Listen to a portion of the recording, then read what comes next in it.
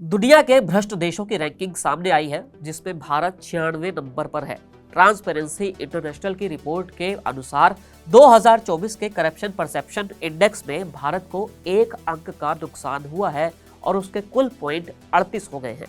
Index में 180 देशों को शामिल किया गया है। इन देशों को 0 से 100 अंक दिए जाते हैं। जिसका अंक जितना ज्यादा होता है वो रैंकिंग में ऊपर होता है। जैसे 100 में से 90 स्कोर वाला डेनमार्क इस वक्त पहले स्थान पर है, यानी कि वहां पर सबसे कम भ्रष्टाचार है। भारत की बात करें तो 2024 में उसका स्कोर 38 है, 2023 में ये 39 था, 2022 में ये 40 था। 2023 में भारत की रैंकिंग 93 थी। भारत के पड़ोसी देशों में पाकिस्तान 135 और श्रीलंका 121वें स्थान पर है, जबकि बांग्लादेश 149 और चीन की रैंकिंग 76 है। सीपीआई से मालूम ये पड़ता है कि दुनिया के हर हिस्से में भ्रष्टाचार बड़ी समस्या है, लेकिन कई देशों में बेहतरी के लिए बदलाव हो रहा है। शोध से ये भी पता चलता है कि भ्रष्टाचार क्लाइमेट एक्शन के लिए एक बड़ा खतरा है। अरबों लोग उन देशों में रहते हैं जहां भ्रष्टाचार जीवन को खराब कर देता है और मानवाधिकारों को कमजोर कर देता है।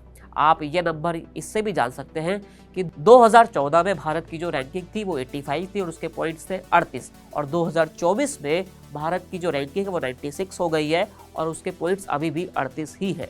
ट्रांसपेरेंसी इंटरनेशनल एक अंतर्राष्ट्रीय गैर सरकारी संस्था है। इसका हेडक्वार्टर जर्मनी के बर्लिन में है। संगठन हर साल एक करप्शन परसेप्शंस इंडेक्स जारी करता है, जिसमें दुनिया भर के देशों की करप्शन की स्थिति का जिक्र होता है। इस इंडेक्स से दुनिया भर में देशों में भ्रष्टाचार का स्तर पता चलता है।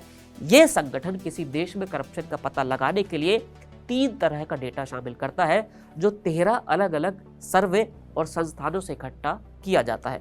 इसमें world bank, world economic forum जैसा ऑर्गेनाइजेशन शामिल होते हैं। इसके अलावा अलग अलग देशों के विशेषज्ञ और कारोबारियों से बात की जाती है।